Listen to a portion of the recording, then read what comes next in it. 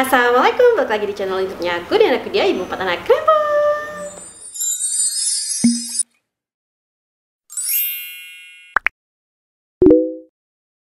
Kalian semuanya, semoga kalian sehat selalu. Di video ini aku mau story time. Udah lama banget nggak story time kayak gini. Kalau misalnya kalian suka video story time kayak gini, jangan lupa untuk di like. Kalau kalian suka banget, jangan lupa juga video ini di share ke sosial media yang kalian punya dan teman-teman kalian.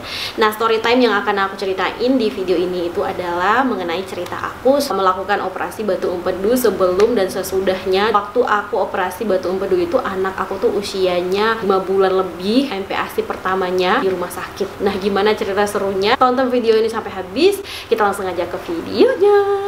Oh iya, video ini aku buat karena ada beberapa subscriber aku yang bertanya waktu memutuskan untuk operasi dan pas waktu operasi masih punya anak bayi itu gimana ngurusnya. Makanya aku jadinya buat video ini biar kalian bisa ngebayangin gimana gitu jadi aku. Dan serunya lagi di cerita ini, aku itu operasi di kota orang lain. Jadi aku di sana cari rumah, ngontrak dan ngangkutin semua keluarga aku di rumah itu. Aku operasinya tuh jauh dari keluarga, jauh dari rumah, pokoknya hektik banget. Oke, disclaimer dulu, aku tuh buat cerita ini semuanya pure pengalaman aku. Pertama-tama aku mau jelasin dulu kenapa aku memilih operasi. Aku itu sebenarnya ngerasain gejala-gejala sakit di bokong belakang, gejala yang udah aku rasain dari sebelum aku menikah. Batu empedu ini tuh udah lama banget ada di tubuh aku. Jadi aku kepengen setelah aku operasi, aku nggak ada lagi untuk ngurusin hal yang ini karena aku tahu kalau misalnya nggak dioperasi, minum obat herbal gitu, kemungkinan kambuh itu besar banget. Jadi aku nggak kepengen nanti aku kambuh-kambuhan terus karena aku masih punya anak kecil. Aku takutnya nanti aku nggak operasi dan aku setiap harinya jadi sakit-sakitan, makan sedikit salah kayak gitu-gitu. Jadi aku mutusin untuk operasi.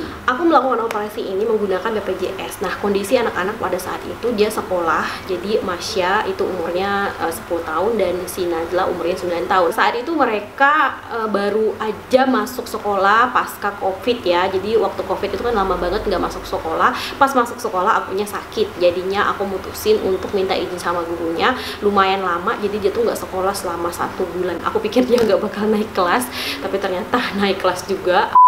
Akhirnya aku boyong semuanya anak aku di satu kota. Aku waktu itu menggunakan BPJS, dokter yang ada cuman 2. Nah, satunya itu umum, dokter satunya itu khusus untuk BPJS. Jadi aku bisa menggunakan BPJS aku dengan dokter ini aja.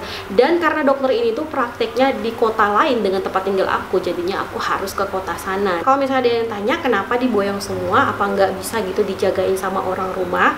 Aku di sini itu merantau, jadi anak aku tuh nggak ada yang ngejagain. Makanya semua anak-anak aku, keempat-empatnya aku bawa ke kota itu untuk nungguin aku selama operasi. Persiapan sebelum operasi itu panjang banget dan aku juga ada ngevlog. Nanti kalian lihat aja link video nanti di sini. Karena aku kan pindah dokter, jadi aku harus analisis ulang lagi ke dokter yang baru, konsultasi gitu sama dokternya dan akhirnya dokter kasih obat dan segala macem. Di kota itu aku 1 mingguan itu belum operasi dan belum memutuskan untuk operasi juga, masih cek sana cek sini dan akhirnya mutusin operasi.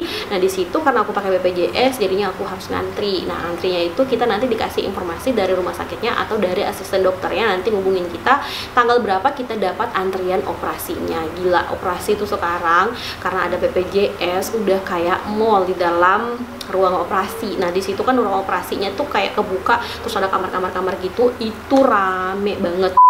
Nah, tibalah pada waktunya aku untuk operasi. 2 hari sebelum jadwal operasi itu aku langsung berangkat ke kota tersebut. Karena aku masih punya bayi yang umur 5 bulan, jadinya aku cari orang untuk ngejagain anak aku. Ada tetangga mau bantuin gitu jagain anak aku. Alhamdulillah banget, baru habis lulus sekolah dan kepengen cari kerja daripada gabut di rumah. Akhirnya dia bilang mau bantuin aku untuk ngejagain bayi aku. Dari seminggu sebelumnya aku udah ngajarin anak aku untuk nyusu botol. Waktu aku nggak bisa nyusuinnya, bisa langsung sufor gitu. Nah, alhamdulillahnya dia tuh adaptasinya seminggu aja langsung bisa adaptasi sama sufor. Walaupun waktu itu aku masih selang-selingin gitu karena memang aku belum butuhin. Dan aku juga nyiapin rumah untuk aku gunakan selama 1 bulan, rumah yang nggak jauh dari rumah sakit.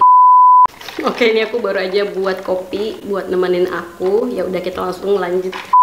Di situ tuh aku sebenarnya banyak banget yang aku persiapin. Yang pertama aku siapin supornya, terus botol susunya. Aku tuh pilih-pilih gitu botol susu yang mana yang dia seneng. Nah itu penuh perjuangan banget. Terus di situ karena anak aku tuh umurnya 5 bulan lebih, 6 bulan gitu pas umurnya, dia bakalan di kota nanti aku bakal operasi mulai MPASI pertamanya. Jadi sebelum operasi aku siapin barang-barang MPASI-nya, dan akhirnya kita pergilah ke kota yang bakalan aku operasi. Pas waktu aku menginap gitu, udah kan mulai di hari pertama, waktu itu Alfa tetap nyusu sama aku. Jadi suami aku tuh bolak-balik rumah sakit rumah untuk bawa si Alfa nyusu sama aku dan tidur sama aku. Dan aku juga udah izin sama susternya di situ, dan sebenarnya mereka sih lebih menyarankan untuk tidak boleh ya, karena kan di rumah sakit banyak banget virus-virus. Tapi karena kitanya ngeyel, kenapa aku berani kayak gitu, karena pas waktu di kamar itu aku cuma sendiri aja, nggak ada temen gitu, dan kamarnya tuh luas dan aku cuma sendiri aja di situ.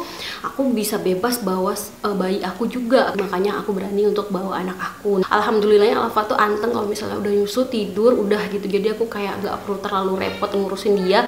Palingan aku kadang rempongnya itu pas sama tali infusnya aja, takut ditarik sama anak aku gitu. Udahlah, setelah 1 minggu itu sore-sore hari aku masuk ke ruang operasi, dan itu pengalaman kedua aku masuk ke ruang operasi. Yang pertama operasi sesar. Sore itu terakhir kalinya aku ketemu sama si Hanan, sama Masya, sama Najla, terus terakhir ketemunya juga sama Alfa. Itu aku sebenarnya sedih banget, tapi aku tetap support diri aku sendiri. Aku cuma punya suami aku dan nggak ada orang lain yang kayak nemenin aku. Kalau misalnya aku operasinya di kampung aku, mungkin ada teman-teman aku masih semangat lah gitu ya. Aku merasa sadar kalau yang satu-satunya yang bisa nyemangatin aku, nge-support aku itu ya diri aku sendiri. Aku kurang ingat itu berapa lama aku operasinya, dari sore pokoknya sampai subuh kalau aku nggak salah. Akhirnya aku dipindahin ke ruang ICU, dan aku di ruang ICU itu selama 5 hari. Pas dipindahin ke kamar, hari pertama aku udah bolak-balik badan aku ke kiri dan ke kanan. Terus hari kedua aku udah mulai duduk dan berjalan. Itu bener-bener aku paksain banget badan aku. Kalau digerakin tuh memang sakit, tapi tetap aku gerakin.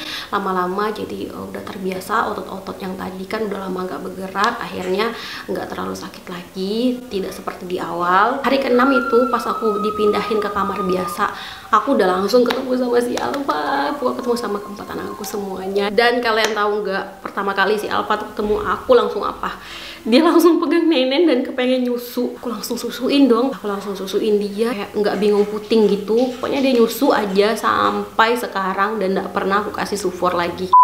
Lepas jahitan tuh di 2 minggu. Aku lepas jahitannya tuh langsung dengan dokternya, dan aku nggak menggunakan BPJS, jadi umum gitu. Harganya lumayan. Di situ aku lepas tub sama buka jahitan, terus dikasih salep aja. Itu tindakan semuanya itu harganya tuh 1,7 seingat aku. Gitu aku pulang, suami aku pun pulang ke tempat tinggal aku bawa anak-anak, karena anak-anak bakal sekolah dan ulangan gitu. Dan aku tinggal dengan 2 bayi, karena si Risa tadi itu kan bisanya cuma 1 minggu atau 2 minggu aja, jadinya dia udah sampai situ aja. Dan aku ganti lagi pengasuh, dan pengasuh itu ibu-ibu ngebantuin aku. Nah suami aku pulang lah, dan aku ditinggal sama si ibu itu untuk ngasuh 2 anak aku itu kan. Dia tuh cuma 2 hari aja sama aku, terus kemudian kabur. Jahitan aku tuh masih basah, aku masih merasakan sakit. Sebenarnya mandi pun perlu orang nolongin aku. Sedih banget, galau banget, kasihan dengan anak-anak. Itu ditinggalin gitu aja sama ibu itu, gara-gara aku negorin masak nasi jangan terlalu banyak, dan dia nggak suka terus pergi.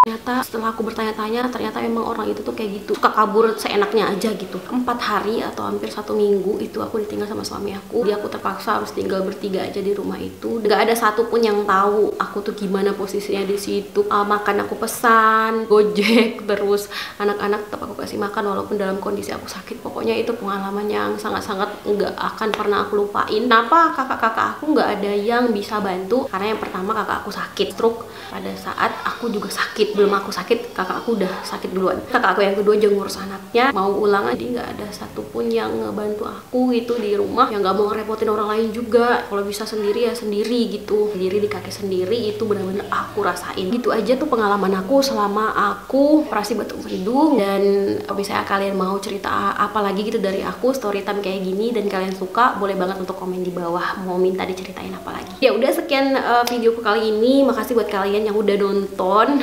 udah nonton dari awal sampai akhir. Sampai jumpa lagi di video selanjutnya. Assalamualaikum warahmatullahi wabarakatuh.